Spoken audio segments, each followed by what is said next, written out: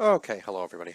Third review I'm filming today because I like to do these in batches now, and then I feel like I'm not just sitting here talking about one movie for like 20 minutes. I know my last few reviews have kind of been shorter, but maybe that's just because the movies have been shorter and there hasn't been maybe as much happening in them as, or maybe I can just explain it better after a few days and I can kind of condense my thoughts instead of just rambling on forever. But anyway, this movie is called Last Man Down, which um, I thought might have been a foreign film, but it wasn't. So it's about this guy, John Wood. Um, it seems like he's kind of, yeah, I don't know how to word this exactly. It seems like he's gone against the rest of his.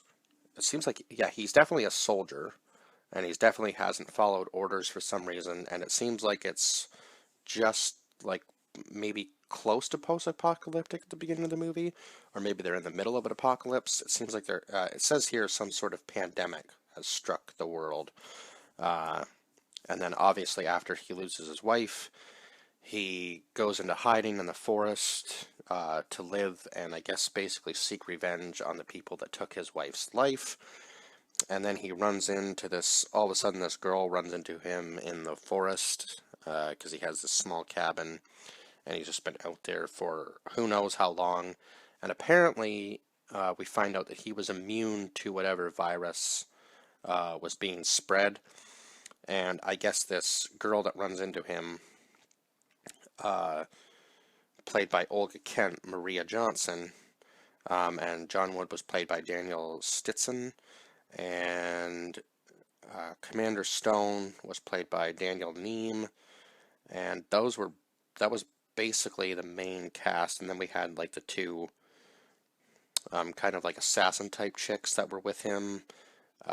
Madeline Vale played Granite, and I believe it was Natasia Malth who played Zahara was the other one, I believe, that was with him throughout the movie.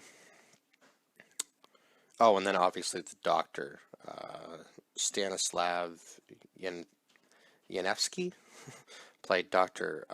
Feldspat. So yeah, at the beginning of the movie, he loses his wife, right? And then he runs into and then this girl runs into him in the woods. She says she needs help, so he helps her kind of get back to full health or whatever. Um, and then when she tells her story, she says who she's running away from, and the reason is because I guess the cure is in her blood, so they're trying to get the cure to this virus from her. She is the cure to it. So then all these men that are being sent in by Commander Stone just get absolutely slaughtered. Now, by John and by Maria. So the one thing I would say about this movie is just because these were supposed to be like, it seemed like it was supposed to be really gruesome type action sequences. There could have been a little bit more gore to this movie, I think. I think it was kind of lacking in that. And compared to the last movie that I reviewed, the SAS Red Notice, it seemed like those scenes were like super gory. And this one could have almost even outdone that one in that sense. So I think they kind of missed the mark on that. But I mean, the movie was still fairly decent for what it was. Um, and then just before the plot twist at the end, I was like, oh my god, this guy's going to be family to John. And yep, sure enough, I was right. It was his brother. So I was like, no wonder he wanted to. Well, I mean, they didn't know who the guy in the woods was, I guess, who was protecting Maria. They didn't understand um, why it was so hard to sending these people in and why they were all constantly getting killed. They couldn't figure out like why a lumberjack was so hard to kill. Like, oh my god, he's just out there splitting logs. Like, it can't be that hard. And then he keeps getting radio calls back about this guy being highly trained or whatever, and obviously knowing what he's doing.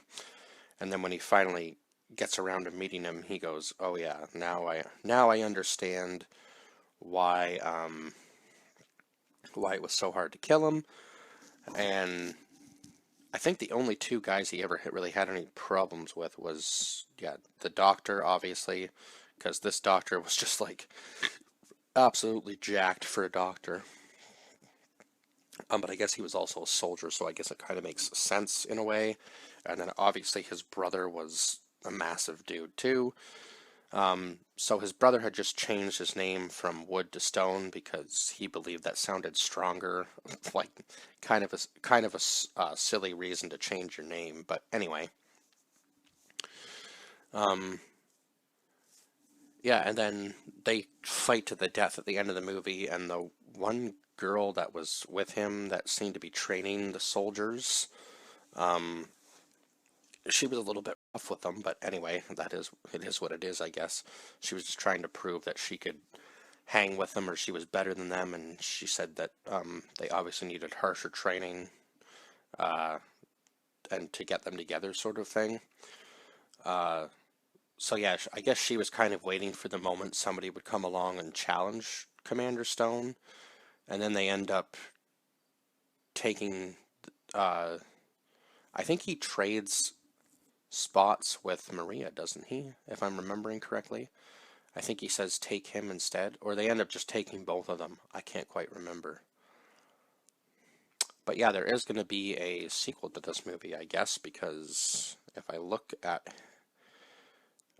Daniel Stitson's page here, I think they have a Last Man Down 2 ready to go. Yeah, upcoming projects 9. Okay. Yep, in development. So yeah, I'm kind of interested to just see where exactly the story or what the plot is. So there's no plot yet, but I would imagine it's probably going to be them escaping from the facility, I believe, because I think they're both still alive. Pretty sure they were both still alive at the end of this movie. So yeah, interesting to see what exactly is going to happen there. And other than that, I don't really know if there's much more I can say about this movie. It was a pretty short movie. I think, what was the runtime on it? Like an hour and 28 minutes, I think, maybe? If I'm remembering correctly. It wasn't a very long movie. Yeah, an hour and 27 minutes. So not a long movie at all.